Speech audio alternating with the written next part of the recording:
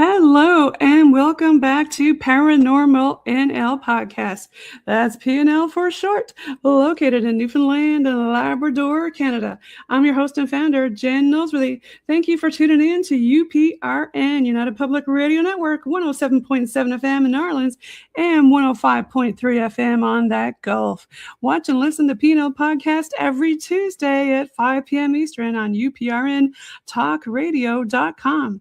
For tonight's Weird and Stranger Things special on UPRN segment number 69, I've got a special guest waiting backstage from Minnesota, USA, who I'll bring on shortly. Now it's time to grab your favorite spaced out drink, a few weird and strange munchies, and get ready for that show tonight. Paranormal NL Podcast is sponsored by the BOG Team. It's a boots on the ground BOG team doing historical paranormal investigations in Newfoundland, Canada. Smash those subscribe buttons and grab your PNL Podcast and BOG Team merch at TeePublic on their Linktree Paranormal NL Podcast. All BOG Team music heard in the intro and the exit is available for download and use on all social media and streaming music platforms. And let's get on with the show tonight. Now, PNL Podcast believes in supporting international paranormal networking and highlighting global paranormal people, places, and things. So let's bring on the stage all the way from Minnesota, we've got Dana Louise. Dana, welcome back. Hey, She was on Paranormal NL Podcast a while ago, way back in season 2, episode 113 in 2024, before I joined UPRN. And a fun fact, I think with your episode, that was the first time I showed my face on video, was with you.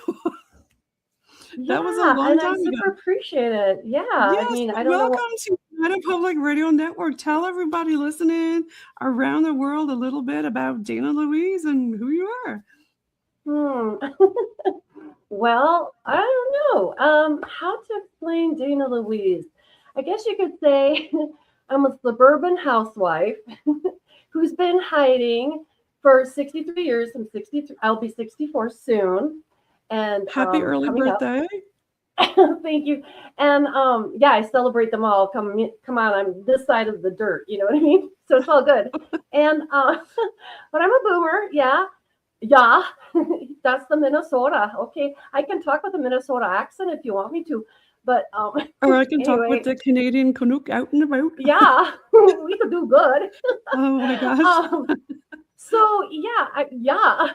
Now I got that stuck in my head.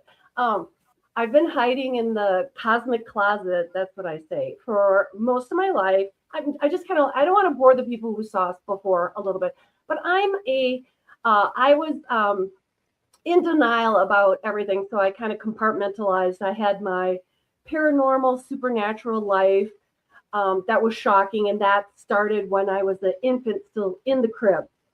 And happened most of my life. I have a number of receipts. You can go to my website and look at them. Like I got a rose from Pat Nixon, Air Force One, rolled up at the tarmac. She handed me a rose. There's all that kind of stuff. You're kind of a jack of all trades, right? You're an author, a UFO experiencer, Reiki master, teacher, minister, TFT level 2 practitioner, death doula, public therapy. You name it, you do it. And you were once a food truck owner and a finalist on a Norwegian reality TV show, Alt for Nord. Nord, right? Alt for Nord. Nord. Now we gotta talk about the weird part of it. I know that you said you wanted me to kind of lead. We have to first talk about a little bit about what kind of defines you with some of the X-alphabet soup. Shall I say that without saying it? Nod, wink, wink. And which is that's why I guess I called the episode Weird and Stranger Things, because you've had a lot of weird and strange things happen to you. And it started out when you were very young. I don't know if you want to kind of lead with that to the folks who don't know you and give them a little bit of a background on that. Yeah. So like I was saying, this all started when I was still in the crib. And that's when the Greys started to visit me. Then when I was 8, I got taken out to the airport, out onto a tarmac. Air Force One rolled up. Pat and Richard Nixon, he was the president at the time, came out. She handed me a red rose. I still have the name tag because Spirit, I'm a very spiritual person. Spirit told me to hang on to the name tag. So I did all these many years. Okay. And then, just a lot of things. And I have receipts, you could say, but a lot of things, a lot of paranormal, a lot of supernatural, just so many. And then, but I was in denial, but I was watching a Harry Potter movie, not that long ago, before I wrote the book. And I was being salty against Harry Potter, like, yeah, your life ain't nothing, Harry. Like, I've seen bigger. And then the voice was like, oh, okay, well then write your book if you think Harry Potter's so lame. And because everybody had always, like, psychics and stuff would say you're supposed to write a book. And I'm like, about what? Because I was in denial about everything. I just really wanted to be normal. Every experience I had, many of them would take place at night, and I just wake up the next day. I wouldn't comment to basically anybody. What are you going to say? So I'm all by myself. And I just really didn't think the world would be a place for me to come out or talk about it. But to make it really brief, wrote the book. And about 10 months after I wrote the book, I got a mysterious phone call from a man. And I think I talked about this on your show, who said, don't hang up. Long story short, he had a classified file on my dad with all kinds of little things in there, classified papers stating that my father had spoken to NASA and traveled around, like Wrights Patterson, all this kind of stuff. The family had no clue about that. And then you mentioned Stranger Things, which is funny because I was watching the show and I quit, I think about the beginning of season 4. And I think I quit watching because sometimes the paranormal and supernatural is just a little bit much for me, because it's like living on top of a pizza parlor. Like, you might not want to eat pizza all the time. Right, yeah. Yeah, you might want to go out for something else, some tacos. Anyway, so I think it was aggressive, and sometimes I really can't take violent actions and witness that. I'd rather watch the cooking or baking show, baking especially. Anyway, so I took a break and I was like, I'm not watching that show. And then everybody was talking about the new season, blah, blah, blah. And I had also gone to a couple events and conferences and stuff like that. So after my book came out, I allowed myself to kind of open up my memories a little bit, because I kept very cloistered to keep my memories clean before the book had been written. Anyway, so Stranger Things comes out and I'm like, okay, everybody's watching it. Let's see what this is all about. So I started watching, and then there was just a number of things that were going on that were kind of triggering for me. I was just going to ask you that. Did this kind of trigger some of the memories? And for what we're talking about, we didn't really give the background yet. I mentioned alphabet soup, but we didn't really say That's what I call or them. why, right? C's, E, F, G's, alphabets. They're always like a 3-alphabet letter thing, kind of. I think people get the idea. Like, yeah. From what I understand of the file that you mentioned, started in 1960 and went all the way till 2008. Yeah, and my dad died in 2010. And here's the thing, because I am a spiritual person, I had been praying right before I got the file. I was praying, I'm like, because when my mom and dad, my dad had a stroke, and there's just all this chaos and, having to put the house for sale and get them into a home. She just pitchforked everything. And unfortunately, it was even treasures like our Christmas ornaments or things, keepsakes I would have wanted. I just didn't have the time for that. So we pitchforked his office. And now I wish I could go through it. So I was praying that my dad had Hubert Humphrey always showing up in our life. And it was really weird because he remembered my mom's name, and we have a very unusual name. And she was always tickled by that. And so then in this file is sheet after sheet of my dad with Hubert Humphrey. And I was like, when these moments happen to me, they happen a lot in my life, but they never I'm always still awestruck, like just like as if it's a new thing. Like, oh my God, magic is showing up, and this is so unbelievable. What is synchronicity? All these things. I act like it's a new date. That just Well, for I guess the people who Yeah. never seen Stranger Things before, because believe it or not, there are a lot of people who haven't seen it. Okay. Yeah, I'm I sure. guess you can call me one of them who haven't watched it all, and maybe we've watched season 1. I didn't watch anything else.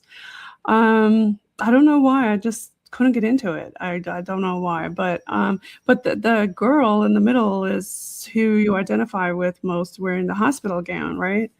Yeah, her name is 11, and Stranger Thing is based on a premise of that there's a area in New York. It's called Montauk, and apparently, supposedly, depends on who you talk to and what your belief system is that they were running.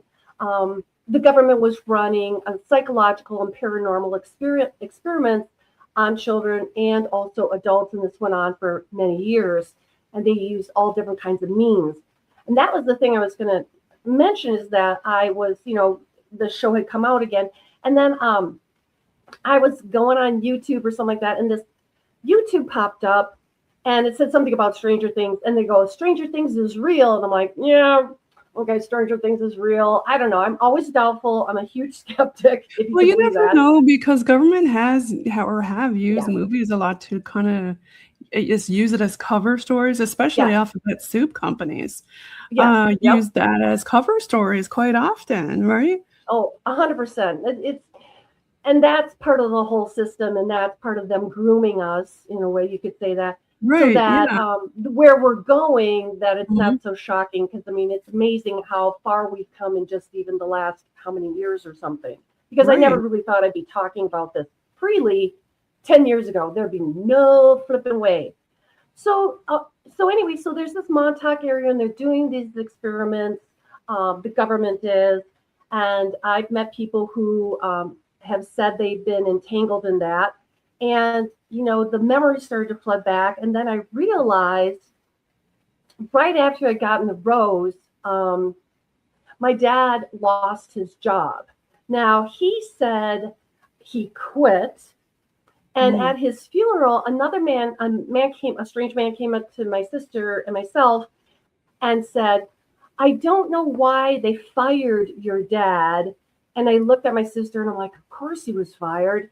And he goes, he changed, he was a genius and he changed the supercomputer. Okay. And I'm like, yeah, there you go. There you go. And that's everything I was trying to tell her because I believed, this is before, this is 2010. Who was talking much then? And I always told her, I believed that I was traded. Experiments with me were traded for, ET contact.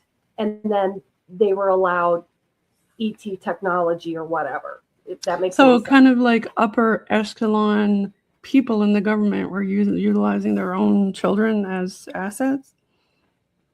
Could be, or whoever, but I do believe of many people who were entangled. It seems to me that when you hear from different abductees or experiencers, they have somebody that's been in the government or military to some degree. And it made sense, because I always believe two things could be true at the same time. Everybody's like, it's black or it's white. And I'm like, how about it's both? So I believe my dad did quit, but they did fire him because suddenly a flood of memories started coming back to me about what was going on in my childhood. And I do believe that I was looked at to perhaps participate at Montauk and go to Camp Montauk. And my dad said, over my dead body, which they didn't do, thank God. But that was my new cat who jumped on my computer. Oh, kitty. So yeah, you were talking about the was it Montauk, you said? Right. And so I think they were slating me to go to Montauk, and my dad said no, which makes sense. And I can see how I was being groomed or things were set up for that. And some of the many things that Elle can do or whatever, this is true for myself. And I think it's also true for a lot of people who have undergone contact with aliens. But there's a part of me that also believes that maybe some of these gifts or things that were our abilities or something like that. I think they're innate in us as humans. I think it's part of our gifts that we're supposed to have. I Like think the it's our third divine eye, right. right? Yeah, like the Yeah, pineal gland, or I know right, everybody says, oh, it's all shriveled up, but right, it's like exercising certain muscles. Well, if you use it enough, then that part will work better than the other, right? So right. And we've kind of been that shut way. down to be so that we can be controlled. You know what I Well, mean? they say it's in the toothpaste, it's in the water and Right. all kinds of stuff that they're, Oh, it's horrible. trying to do to us, but Right. it's hard to know exactly if that's true or not. And a lot of people kind of go off grid and don't even drink the public water, and who knows, Right. right?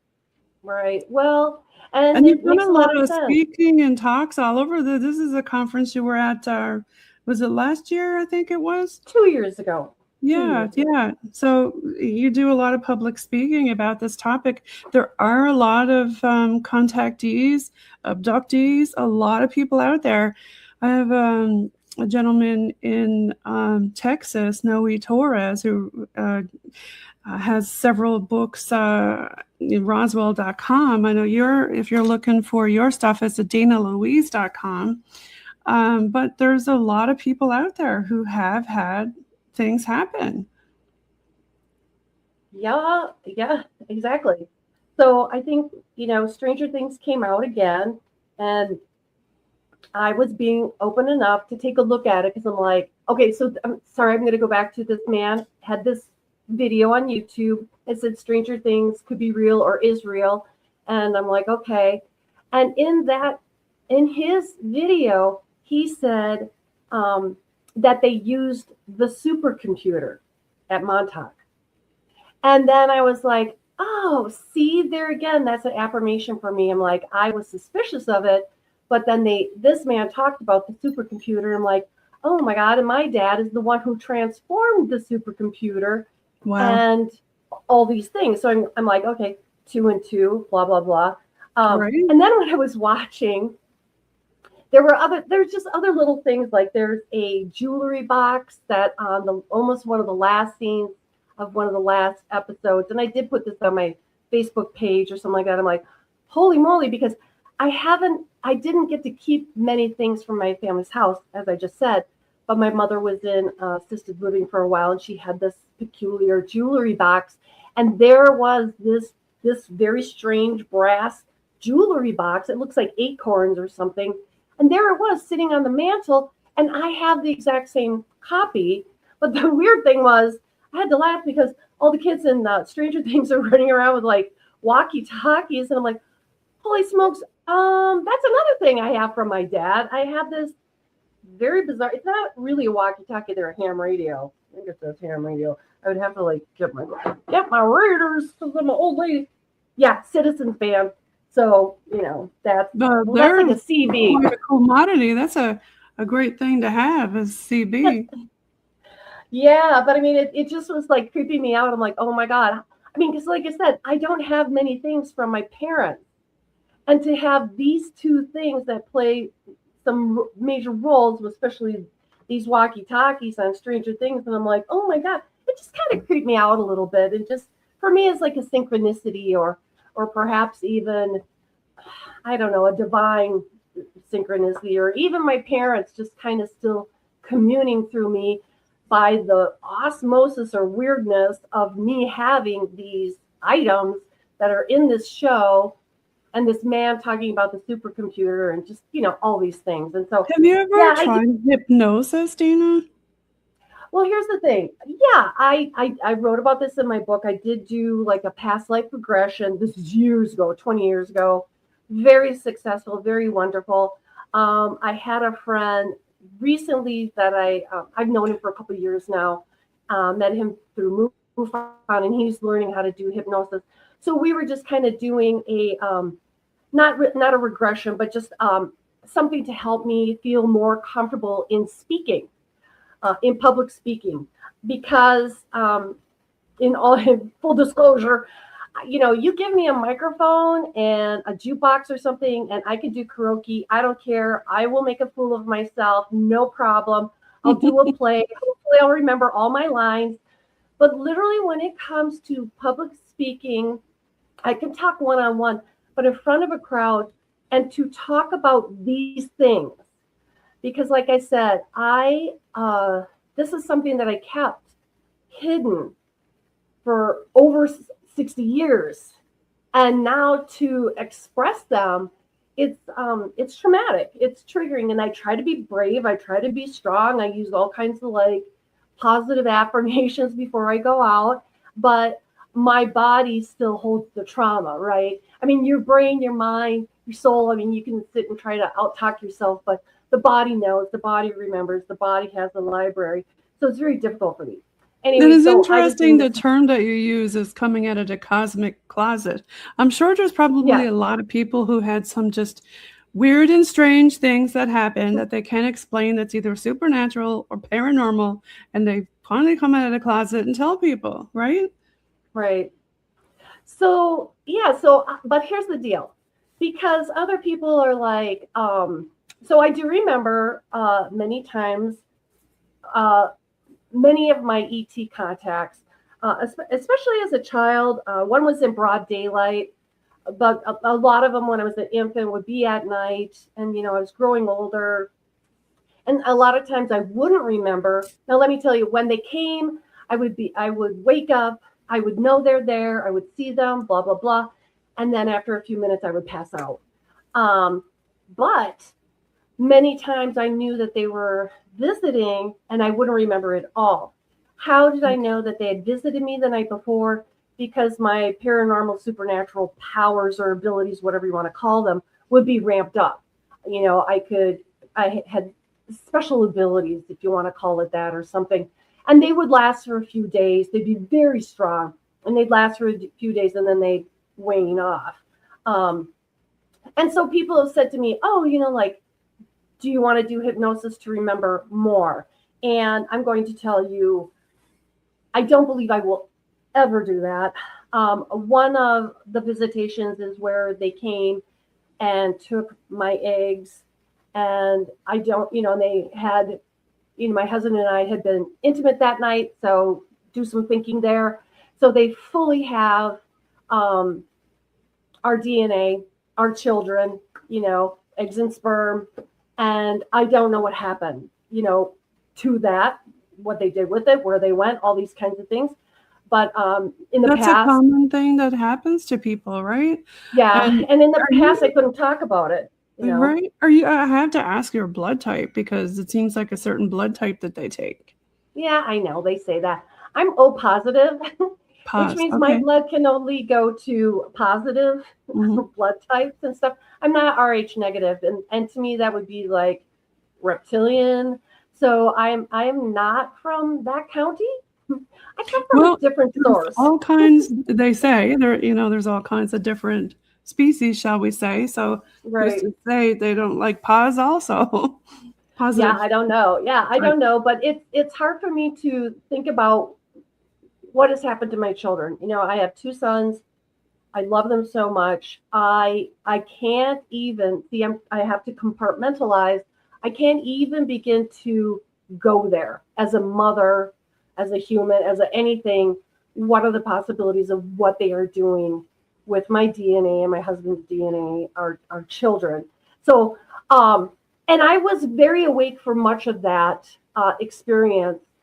And after that experience, I had a modeled darkening effect. If anybody's watched like Deep Space Nine, there was, I think, was it 7 and 9? No, not 7 and 9. It's this other girl, and she had the modeled effect on her, and you'll see that depicted in many of the Star Trek characters. They have this thing, and people get that like a lot of times if they're pregnant or have been exposed to an unusual light. And so I do believe I was exposed. I saw him set up one light over us, and I don't know if that light is what did it to me, but I literally had to get that ablazed off of my face, this mottled look. And you can still kind of see some of it down here because it's expensive to get done. And I'm Girl, like, oh, you look good to me. I don't see anything on there. oh, well, thanks. But I mean, and my clothes were on a puddle on the floor. I woke up naked, which is unusual for me. I had socks, bra, underwear, the whole thing, blah, blah, blah, because I'm very... Do you know, Dana, you mentioned that now, but there's a lot of other women who I've talked to who are experiencers and abductees and have had the same experience about clothing. Yeah, I heard that that's kind of classic. And literally when I woke up the next morning, because I just wanted to dismiss it, I looked and, like I said, my husband and I always go to bed fully clothed, after we've had a date night or been intimate, because I have grown sons. I don't want to be walking around in lingerie, or not that I own any, or naked, I'm not that person, I'm very, what do you want to call it? I don't know, we're fuddy-duddies, I don't know, sticks in the mud, but we always wear clothes. Right. So to have all my clothes and my socks, I'm the type of person, I might fold my clothes or you maybe toss them, but these were in an exact puddle as if my body had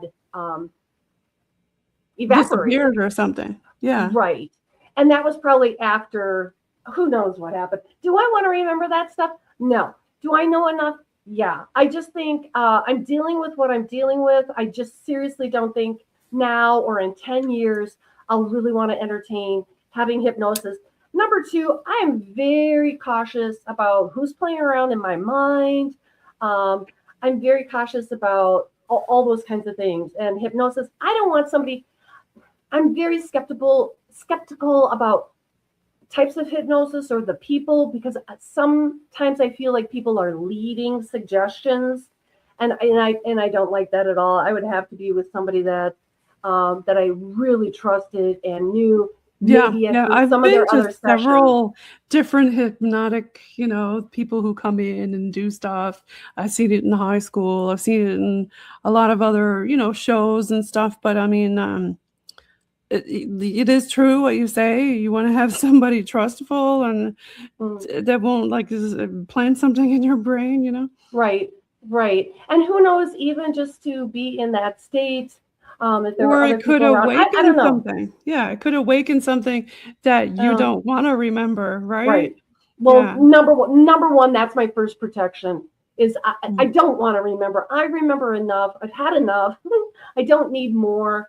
It's kind of like saying to somebody who's gone through some kind of a trauma, hey, would you like to see more of that trauma? Right. Yeah. No, thanks. Yeah. No, I don't. I've had enough. So no, I don't entertain that. And I feel that other people are very voyeuristic in, oh, show me this or show me that. And, I'm a skeptic as much as anybody else, probably even more so because I have experienced a lot and I can smell something that's fake very easily. I just I'm very clean about this. I don't want people messing. I don't need to know more. It's a lot. It's enough already. So no bueno, thank you. And I don't need more trauma in my life. So yeah, no, you definitely don't want to go through that. But I know. Tell me more about your book. Are you thinking about writing another one?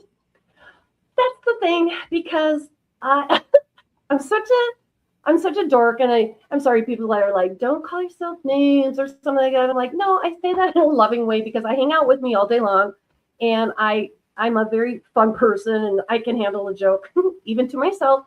So I didn't expect to write the first book. I was in denial about that. But after this file came from this gentleman, it spoke to me that there are people behind the scenes. I don't know if this man was ex-CIA, which is one of those 3-letter alphabet things. I don't know who he is or where he came from. I'm assuming he's a white hat. But he handed me this file, and that was unnecessary. That file could have just been pitched after my father had passed. Why did they hang on to it? This is like 10 years later, basically, or whatever. So much time had passed. It speaks to me that somebody wants the message to be put out there. Was he So waiting I'm for like, you to get older kind of thing and understand, how long was he holding on to this? I don't think they were waiting for me to get older. I think, my dad had passed. I don't know. I think maybe, I'm sure of course they know who I am because my phone has been tapped ever since I've had a phone. Really? I'm tracked 100%. I'm targeted 100%. But I know I'm also greatly protected 100%. So that's how I'm able to go about my day. And I've always been that way. I've always known I'm greatly protected, and thank God. And so being as they put this file out there, I feel like I have a responsibility with that. And it's not just for myself, it's for my descendants to know these things. Because if I don't come out with this other book, they won't know about the other they won't know about the file unless I'm assuming my website won't even be there anymore, because who's going to pay for it? I'm going to have some random bank account going on and on and on and on for hundreds of years, but a book could be around. So basically I wrote the book for my descendants, but other people are interested and need to know these things. With my first book, I wrote the book and then I'm like, okay, I'm done. And my youngest son is like, okay, now you got to create social media and content. I'm like, what? He's like, yeah, you got to get a YouTube, you got to get a Facebook, I'm like, oh my God. I did not want to do any of those things. I don't like doing any of those things. So I had to do that. And I accomplished it to the best of my ability. I'm like, okay, there you go. And, but I feel like this book is a part of that. It's more to the story. So I have to go through it. So I did start just the first basic premise of the next book. And it's just going to be called, this is going to sound weirder. Okay. There you go. And I'm going to poke a stick, more sticks, because in the first book, I do poke a stick at the government, politics, and the powers that be, and religion. All of the systems that try to enslave us. I poke a little stick at all those people and places and everything that a lot of people are afraid to talk about. I tried to stay away from those, I guess, red flags, because that's just a great way to piss off people when you're live on air or something. And I'm afraid to do that. And then they have all these weird things now where they take stuff down. Like, you don't know. Yeah. You always like looking behind you. Can I say this? Can I say that? Are they going to take that down? Well, I'll tell you, after my book came out, the place where I self-publish, and you can figure that out pretty quickly, but I won't say it. The voice said to me that first year, they said, go look at your book. I'm like, what? And they're like, go look at your book. Go look inside your book. And I said, oh, okay. So I went and opened it up, and there were all these, speaking of red flags, all these letters and stuff like that, and words were misspelled, things that would be like should have or should not. They flipped all kinds of things around. So I spent like a good week going through that and changing it back because they had changed it and messed it all up. Wow. And I know that's true because I've been in that book a million times. I self-published it. There were no red flags or errors such as that. So I really had to comb through it. And I did that, and I got it done before the first of the year. And I'm like, okay, that's great. Yay. Woo. And then the next thing I know, about a week later, the spirit said to me again, go check out your book. And I'm like, what are you talking about? So I went back in, and they changed the cover. What? They changed the cover? Mm-hmm. And so the thing of it is, you need to know the inside or the outside. If you've ever done any self-publishing or any of these kinds of things, or printed something, like even if you went to like print up a business card, right? There are many protocols, and there's many, are you sure? Are you sure you want to do that? Click okay. Yeah. Blah. So it's like, I know I didn't mess it up somehow or change it somehow on my end, because it's very finite and it's very defined and it's very, you are doing this, be careful, it's structured. So I didn't do it. So I had to laugh. See, here's the thing. You can come at me, whatever, but I have a sense of humor and I stay with that. And so I don't see these things like a lot of people be like, oh, they're messing with my book. I was kind of like, oh, cool, they're messing with my book, which, like with my son, he was like, we were talking about, I'm like, what can I say on there and stuff like that? Will I be shut down if I say certain things? He goes, well, look at it this way. If you get shut down, that means they've noticed you. That means they're watching you. That means you're saying important things and stuff like that. So anytime these things happen, I'm like, oh, okay, that's cool. I don't know. I'm like, thank you. I take it as a thank you. Which, it's unusual. Like you said, they're listening. I've had some weird stuff on the show before, and there's certain trigger words, and I've had them just go bleep and just cut it. I'm like, okay, I didn't do that. And then the guy on the other end was like, yeah, that happens to me all the time, because he was like a military dude and had some kind of military show, which I can't say, but yeah, it happens. It happens a lot. Well, it happens with me with many of the podcasts that I go on. They'll figure it out and then they start to mess with it. Or I've had it where we had to stop. What? Did I do it with you one time? I was with somebody, we talked for an hour and it wasn't recording. Oh my gosh. I know.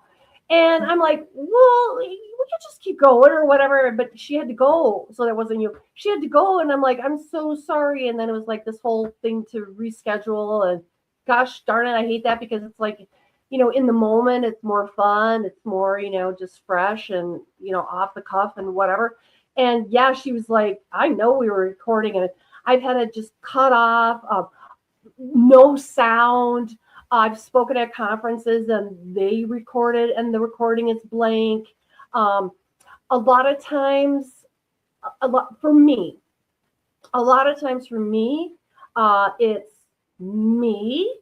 It can be me and my energy, because I can mess up your computer and I mess up my own computer. That's part of that being 11, stuff like that. So I have to be very careful about even moving my hands around, and I have to remember that, because I'm kind of Italian, but I'm not Italian.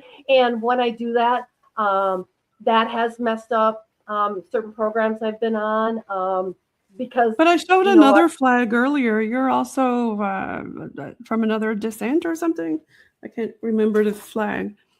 Was it Norwegian? No. What? I'm trying. The pictures that I had of you with the different flags. Oh no, that's me in a bunad. I'm in a bunad in Norway, something like Norway. That. There you go. Yeah. Okay. Yeah.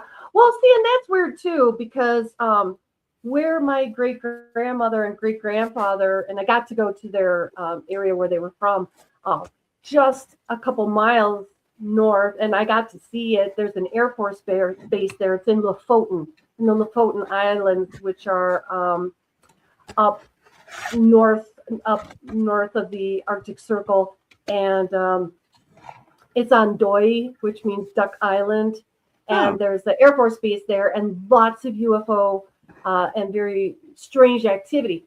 Okay, so I'm like, all right, because a lot of people say, is your attachment, or, are the ETs looking at you because of a familial line, like they're following your family? Like, I don't know. I don't have these answers. That could be. I always would have thought it would be on my dad's side. Okay.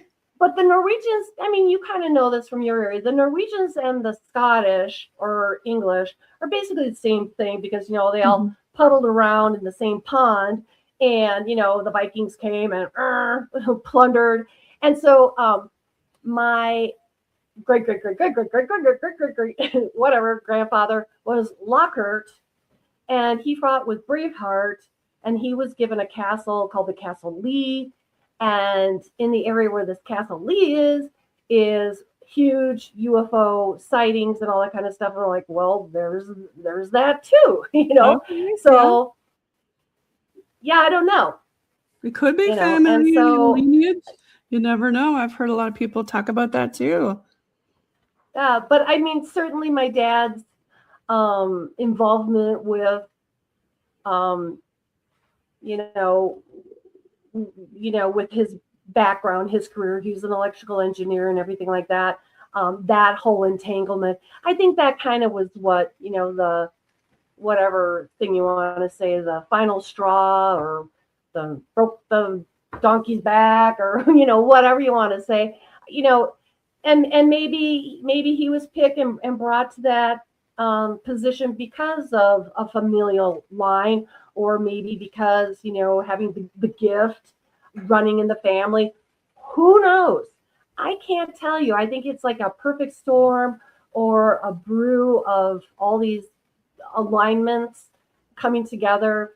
I can't tell you. I mean, people want answers, and here's what I have learned over the years.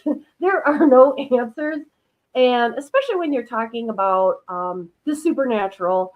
If you want an answer, from God or something, like, good luck. You're not going to get it. I think it's left up to us to discern, and I think that's a way of saying, hey, we have to grow up ourselves and discern. And in this time, like right now, it's very important because we have a lot of this AI stuff. And that's another thing too. In the original book, I got dragged out to deep space. At the end of space, I'm telling you, space was I went through a wormhole, and to a place where there were no stars, but here was this big crystalline head. And at first I was like, wow, was that some form of matrix? Was that, oh God, I can't think of God, half of the gods, whatever, some God or something like that. And then now I'm thinking, oh, maybe that was an organic AI, because I do have the belief that AI has been around since the beginning. Because think about it, if we have intelligence, wouldn't there be non-intelligence? There's always a yin to a yang. So, and I even asked it, I kind of ticked it off, because I'm like, why am I here, or how did I get here? Yeah, like now they're talking about AI and how it's sentient now. But you know what? If they're talking about AI now, we've had this technology for a long time, right? Because they only bring it out after 40 years, and they'll bring it out. So when you talk about the AI having consciousness, I'm sure way back when, like you said, that's when it already had consciousness, but maybe it already is sentient. Well, what I'm trying to say is that if you could think of it like the Christians, there was God, and then God had to have humans in order to have a human experience, to have experience. Mm-hmm. Let's put that towards AI, that there was also with God, outside of God, a artificial or not unintelligence, like stupid, but if God is creator intelligence, this would be the anti-intelligence, artificial intelligence. That's what we call it. So let's think that creature has been to many other cultures, in the cosmos. And what this creature, AI, was looking for was embodiment. And now we are creating the embodiment, so AI can embody itself here. God embodied itself through us. We're corporeal, we're flesh, we're carbon units. I mean, there's a lot of ways to describe who and how we humans are. We are also electrical beings and bodies. There's many ways to describe us, but AI would need embodiment too. Up until this point, in our best knowledge, it has not been able to embody here on this planet. However, I think that could be also in error, because if you look now, we're going into all different kinds of layers of sediments of the different rocks. And they seem to be saying that hundreds of billions of years ago, probably 300 billion years ago, if you can even imagine that, there was a time of society, but it got slashed like a trash compactor. Yep. So we'll never be able to see it. But that is also coming our way at some point too. I mean, we're going to be like toast and they say it's all cyclical, right? And there's so many different beliefs and stuff like that. And I thought I would like kind of lead into, I've got this box I was going to open. And I know, do you like crystals and stuff like that? I like them. Yeah. I get this I thing like every snakes month, too. and it's called like mindfulness, mindful souls, and I wish I could make this bigger. Is there a way to make this bigger? Let me see. Remove, mute. Maybe people No. could just make their computer screens bigger, but the people on the radio aren't going to be able to see it anyway. So Right. maybe they Yeah. can just go to your True. website. Like, you're going to have to give it up. That's right. I'll have to describe it. So you get this box every month, right? And in the box, you get all kinds of cool stuff. You know how you said you're a boomer? Well, did you grow up with like stickers? I mean, I love stickers. This says, it's cool to be kind.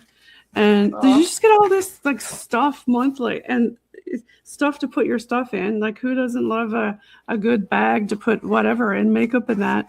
And then it comes with all this other stuff like jewelry, Right. crystals. They used to have those shipping boxes. That kind of started in the 70s, mid 70s.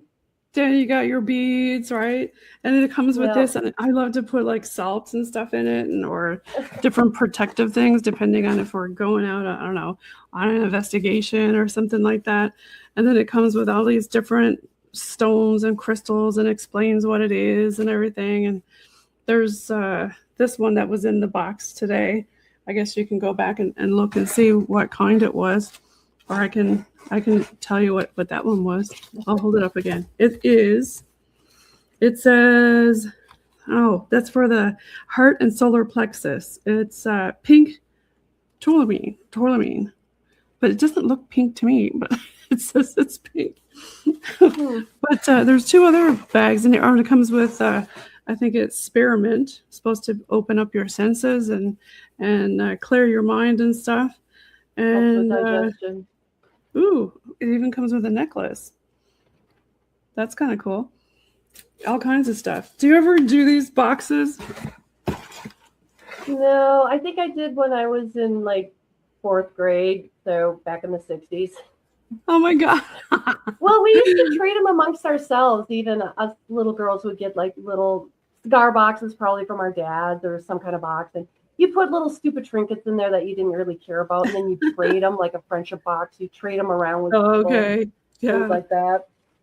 Yeah, that was a little garnet stone. But yeah, there's all kinds of cool stuff. But I mean, you were talking earlier about, I guess we were talking about the alphabet soup again. I think I'm looking forward to your second book. This is going to be weirder. This is going to sound weirder. It's going to sound weirder. But well, basically, part of that is also going to be because, a lot of people, when you pass, this is what's kind of in fashion right now that people are talking about is like, you're not supposed to go into the white light. I don't know if you're aware of that, because that's the reincarnation soul trap. If you don't go in the white light. Who's in power and place on this planet, what the hierarchy is. So the entrapment is this going into the white light, and you think you're going to see Jesus and your loved ones, but that's really the archons entrapping you because it's loosh and they're recycling and they need the loosh and all this kind of stuff, blah, blah, blah. So how do we escape that? And people are trying to figure out how to escape that.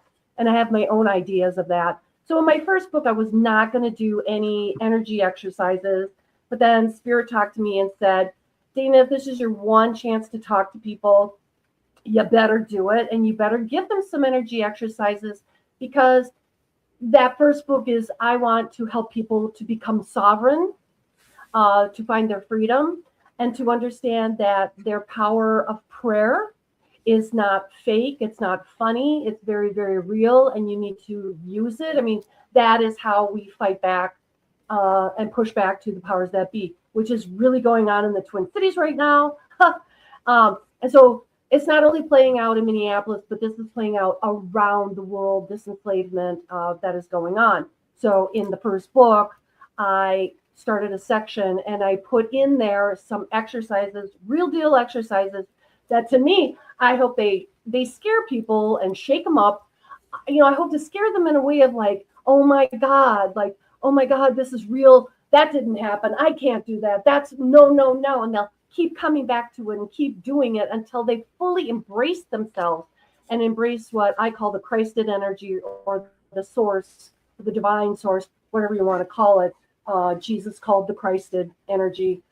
until they are able to understand that they have a responsibility to activate that and work with that in their lives. Because if we're just sitting around eating Doritos and watching the game, we are enslaved. It's fun. That's just great to walk around watching baking shows all day like I do. But there's real work to be done out there. And if we all sit here and we're enslaved and just creating loosh for the hierarchy, well, you go on, but I'm not. I'm not. And so, I'm the one in the prison cell going, hey, we're breaking out. We're breaking out. Tell Freddie, come on, we're breaking out.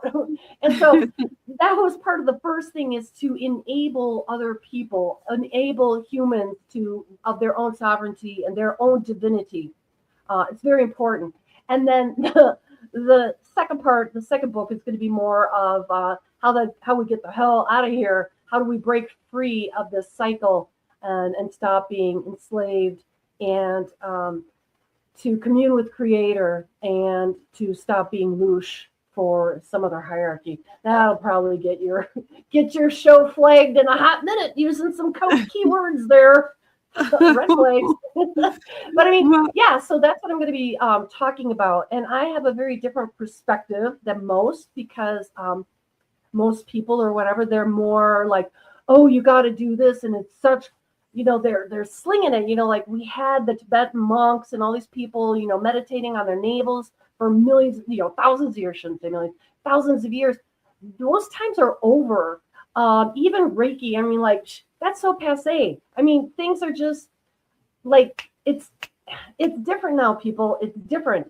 And we really have to understand that all of the systems that we had to and needed and worked on, that was the base for where we are today. And everything is exponentially moving so much faster with the speed of light. And we got to keep up and catch up with that, and then be able to attune to it. And so that is part of the solution of how do we get out of here. And yeah, so Prison Break, yep. Yep, that's everything what I'm going to be writing about. Changing this year. Back to their divinity. Yeah, there's a lot of people talking about awakenings and, all the things that we discussed today. That's definitely a hot topic and hot commodity for 2026. That's for sure. Now, Dana, for people looking to find your work, where would you tell them to go? Or do you want to do any shout outs to any of your followers? Well, like I said, you can first and foremost go to my website, which is DanaLouise.com. Can't be any easier, I hope. It's hard to spell Louise sometimes, so even just for me. But DanaLouise.com. And then you can find like my Facebook page, and there is this is going to sound weird, Facebook page, but then there is my Facebook page, which is Dana Louise Facebook page. And then I'm also on Twitter that way, but I'm hardly ever on Twitter. I do have some TikTok things. I made these videos, and I spent one summer making these videos. And let me tell you, I have to laugh, because if you watch these videos, you'll see me slowly deteriorating. And for those of you that know what archons are, oh my God, I had to fight the archons just to get through this and make these videos. It was really stressful and traumatic. Just even making these videos, I have to laugh. And most of them I can't even put up, because I'm like, oh my God, I look like I'm about to cry. I look like I just came from a battlefield or something like that, because I'm like, oh my God, and I'm trying to be happy. But anyway, so it's true. The archons, it's a thing. Anyway, so you can go to the website, or and my book is on, I'm busting myself. It's on Amazon or Barnes & Noble.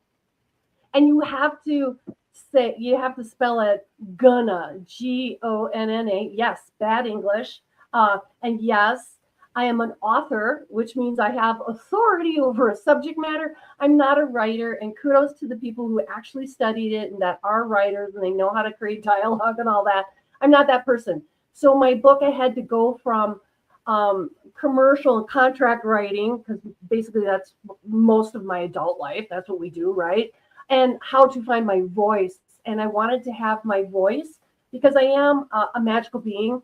So I understand the power of words, and I understand the power of sentences and the power of the alphabet. Just even the alphabet, people, you have to understand the power of language so much. But so in that book is my voice, is my prayer. So my energy systems are with you as you read, and I get a lot of feedback from that synchronicities start to happen with people. Yes, I did put my energy into that. I am imagining you, the reader, as we go. It's conversational style. I think a lot of people get upset because it's not a classic UFO book written by somebody sitting at some old fart at MUFON writing it. I'm sorry, it's not that thing. It's more fun and it's for human beings and it's from a mom, a boomer mom. So it's like your aunt or your grandma, trying to sit you down and tell you this is who you are as a divine being.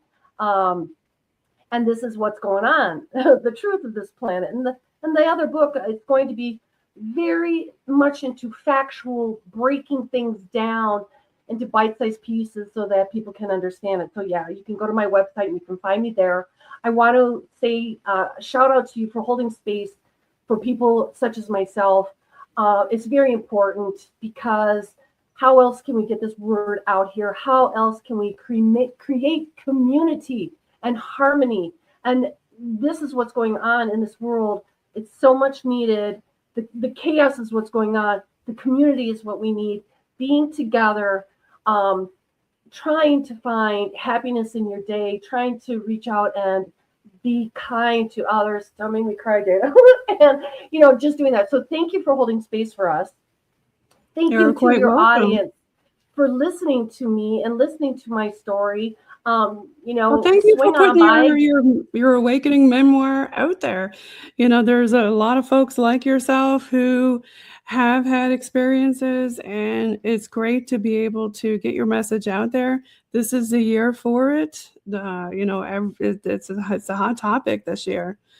So thank you so much for coming back, Dana, and welcome to UPRN, United Public Radio Network. You're listening in on 107.7 FM in New Orleans and 105.3 FM on that Gulf. So we're going to leave with some BOG Team music. You're a boomer. Let's see. We've got 80s or let's see what I've got here. You got 60s. Do I have 60s? Country. I don't have any of that stuff because this is all BOG Team music, right? It's not stuff that we're going to have to worry about. Your opening thing, my son would listen to, and the BOG music, yeah, whatever. We're going to go to one of those concerts coming up for my birthday, swamp music or whatever it's called. Whatever. We listen to some eclectic stuff. We'll put some BOG Team rock on. How's that? Classic rock. That sounds good. Yeah. Okay. Well, thank you, everybody. Thanks, Jen. Everybody follow Dana Louise. You're going to love her. Check out her book. There it is. This is going to sound weird, but no, it actually isn't. Once you get into it, you're going to like it. Okay, everybody. Take care.